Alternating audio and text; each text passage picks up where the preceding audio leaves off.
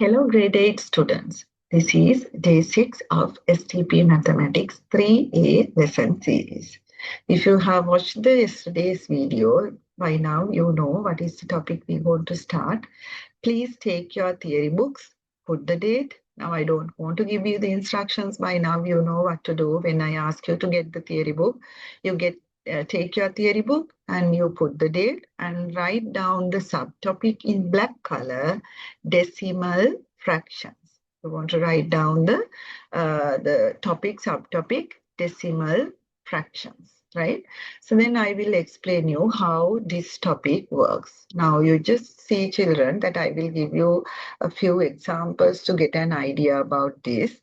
So you know that if I write 0.2, how I'm going to write this as a fraction? 2 over 10. If it is 0.6, how I'm going to write this? 6 over 10. If it is 0.9, how I'm going to write it? 9 over 10, like this, right? If it is 0.02, how I'm going to write it? It should be 2 over 100. If it is 0. Let's say 63, then you write it as 63 over 100. If it is, let's say 94, we write 94 over 100, right? So then let's say you have 0.002. What will be your answer? 2 over 1000, right? If it is, let's say 0.063, you write 63 over 1000, right? If you have 0.129, then you write 129 over 1000. So here there is a pattern, but behind this pattern, there is a concept too, right? If you can remember that we have discussed this when you were in grade 6, that in your decimal lesson, 0.2, this 2 is in the 10th place. It's not the 10th place, it is in the 10th place. So then it should be 2 over 10. In 0.6, after the decimal point, that place we call the 10th place now. The digit 6 is in the 10th place. So then 6 over 10. The digit 9, it is in the 10th place, to the right side after the decimal point. So that we call the 10th place. So the 9 is in the 10th place. So 9 over 10. Okay. Then you just look at the second row that we have 2 decimal places. If you can remember, the second decimal place after the decimal point, that if you come across with the second digit, that we call the 100th place, not hundreds, 100th place, right?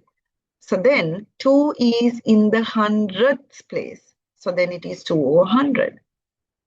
In 6-3, the last digit 3 is in the 100th place. So then it is 6 is that it is in the 10th place. Obviously, when you have 6-3, it should be out of 100. And the 9-4, it should be out of 100 because 4, it is in the 100th place. And the third row, you just see you have 3 decimal places. If you can remember the third decimal place, it is 1000th place. So then here in the first example, the third row first example, 2 is in the 1000th place. So then that is 2 over 1000.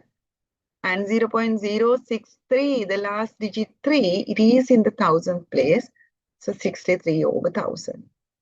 0.129, 9 is in the third decimal place, that is the 1000th place, 129 over 1000, right? 129 over 1000. So these are the conversions.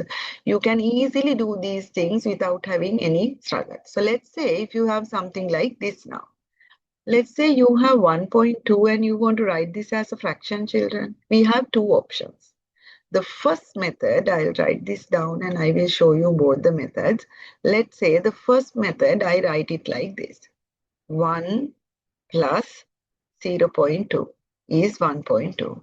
How do you write 0.2? So that is 2 over 10. Then I write 1 plus 2 over 10. If you can remember what we learned that throughout the days, so then it is 1, the whole number. Then we write 2 over 10. That is one method. Or there is another method of writing this. When you have the one decimal place, always we write it like this, no? 12 over 10, right? So then anything that if you write 0.2, it is 2 over 10. If it is 1.2, it is 12 over 10. When you have 12 over 10, so then that is 1, 2 over 10. We can simplify this further. That is true. So then here that I'm not talking about the simplified version. My concern is to show you how we can convert the decimal into fractions. Hope you can see that both the methods give me the same answer. Let's say that I have 4.83. So with the first method, what I do? 4 plus 0.83. Then 0.83 is what? 83 over 100. So then we write 4 plus 83 over 100. So then it is 483 over 100. The other method we have, let's say we write as we have two decimal places, it should be out of 100 now. So then I just write 483 over 100. So then when you convert this improper fraction into the mixed number, 483 you divide by 100, it is 4. Then the 83 is remaining out of 100. Right? So that is how you convert the decimals into fraction. The same way, if they have given the other way around, let's say they have given 0.8, sorry, the 8 over 10. So then how do you write 8 over 10? So then you write 0.8. They have given 47 over 100. So how do you write this? 0.47. Right? So then let's say they have given 276 over 1000. Then how we are going to write? So you write 0.276. So then they have given 93 over 1000. So then how we are going to write? 0.093. Let's say they have given, let's say that the 8 over 100. So then we write 0.08. So that is how they have, when they have given the fractions, that is how we convert them into decimals. Let's say that they have given the mixed numbers like this. Let's say they have given 4 over 10. Right? How we are going to write this? 2 plus 4 over 10, right? Or else that you write 2 plus 0.4. Final answer is 2.4, right? Or that you can write in another way. So this is the second method I write. So then you can write this as a mixed number, improper fraction. 10 times 2, 2. 10 times 2, 20. 20 plus 4, 24. 24 over 10. So then straight away we can write 2.4. Right? Let's say that we have another question. 12, 32 over 100. So then how I'm going to write this? 12 plus 32 over 100. Then I write 12 plus 0.32. So then the answer is 12.32. Or that I write the second method, how I can do this, 100 times 12, so then it gives me 1200. So that when I add 32, 1232, you divide by 100, right? So then it gives me the answer 12.32, right? So this is very easy, children, when you understand the pattern. So here they have done in a different way. I can't say that is wrong. So that is also correct. But if you can go through that, the examples we did so far, So this pattern is very easy for you to understand what I explain here, right? So then we will move to the next part of the textbook. Let's say you have 7 over 8. Now, so far, all the fractions, children, we had 10, 100, 1000. You look at the denominators. Always that what we are talking, that we had 10, 100 and 1000.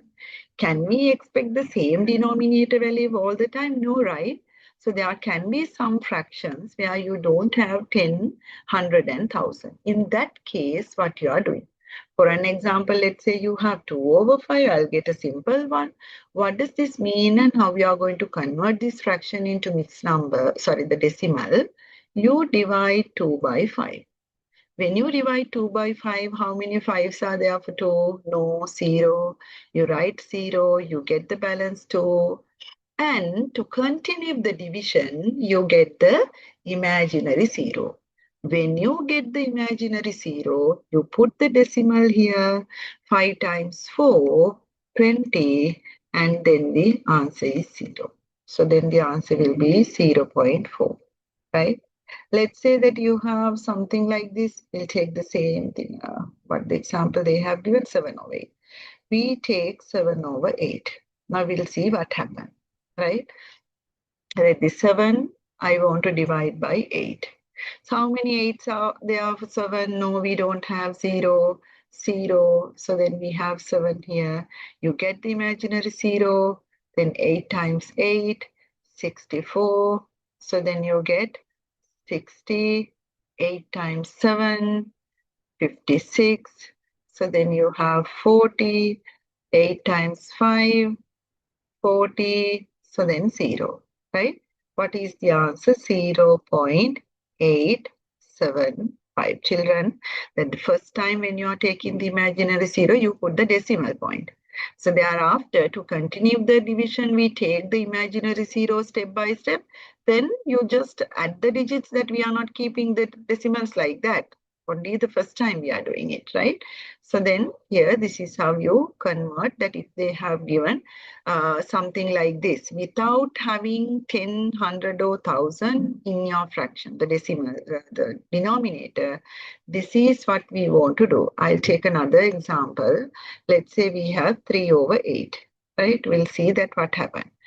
3 over 8, it is 8, 0, 0. The remainder 0, you take the imaginary 0, put the decimal, 8 times 3, 24, then for 60, 8 times 7, 56, so then 40, 8 times 5, 40, and 0, right? So then the answer is 0.375. Okay. Right.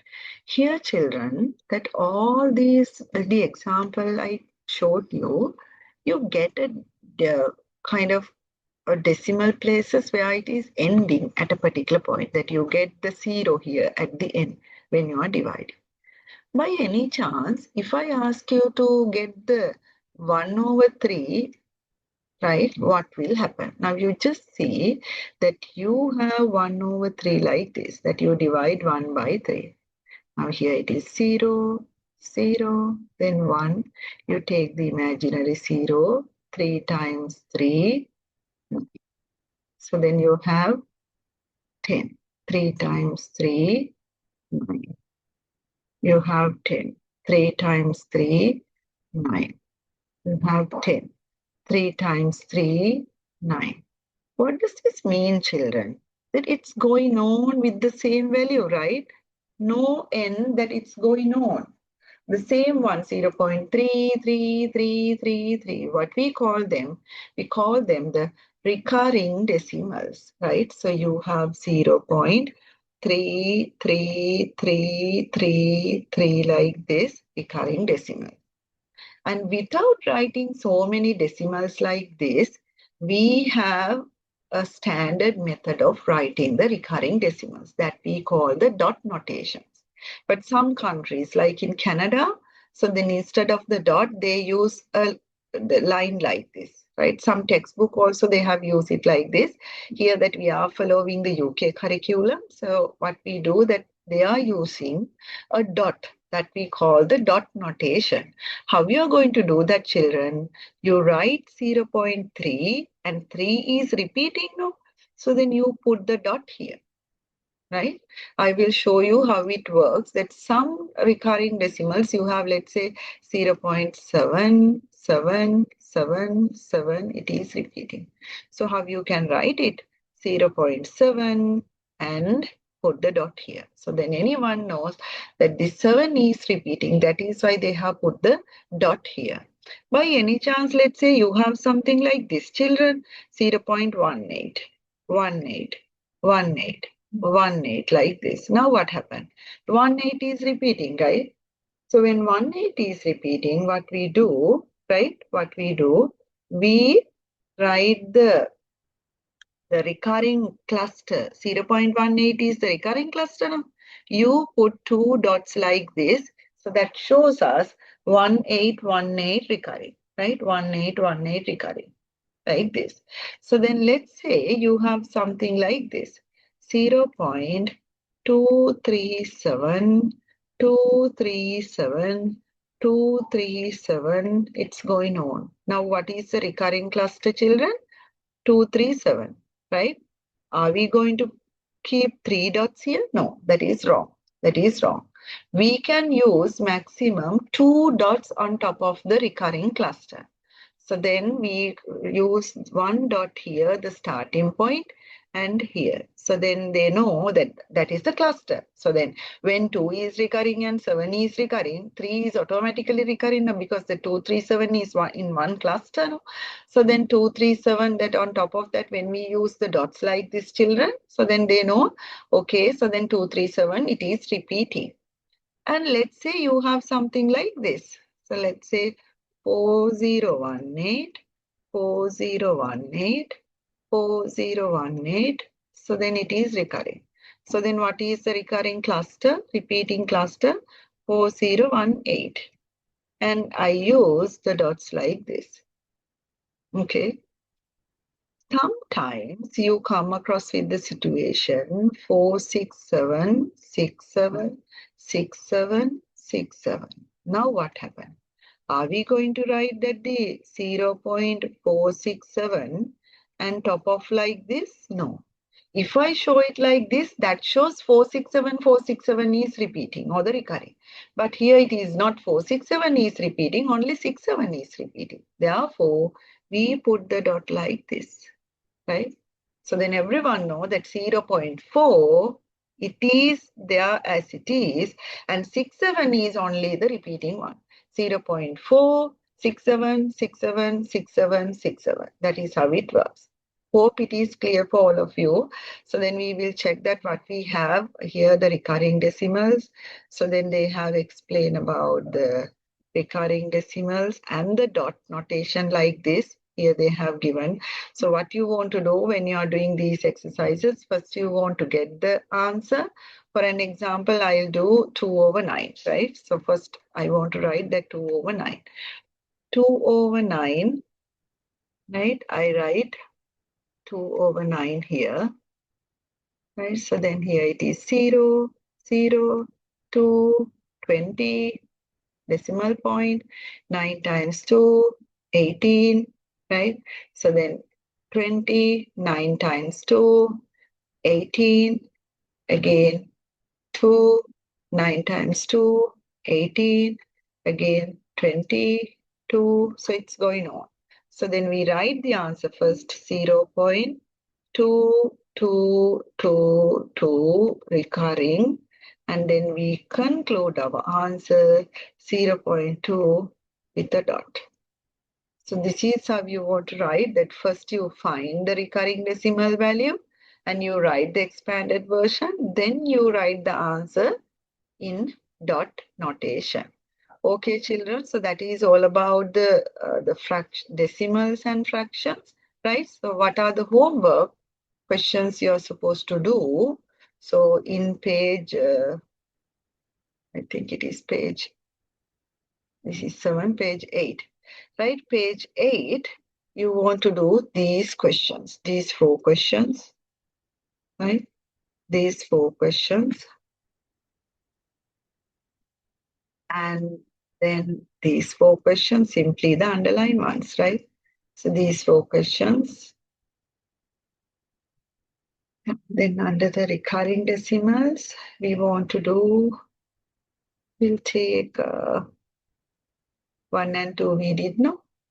3, 4, 5, that's all. 3, 4, 5. Okay, so then we'll meet again tomorrow to discuss these sums, and if time permits, I will explain you the addition and subtraction of decimal. If not, we will take it as a separate lesson.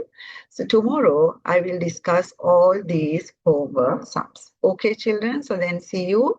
We'll meet again tomorrow. This is day 6 of STP Mathematics 3A lesson series.